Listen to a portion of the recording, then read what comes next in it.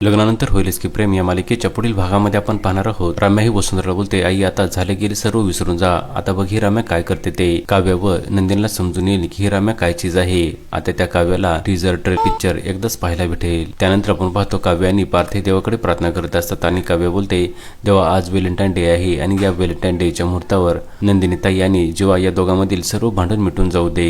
तर तिकडे आपण पाहतो नंदिनी ही किचन मध्ये स्वयंपाक करत असते आणि तेव्हा त्या ठिकाणी जीवा येतो आणि जीवा विचारतो, हे काय कोणासाठी बनवलं आहे.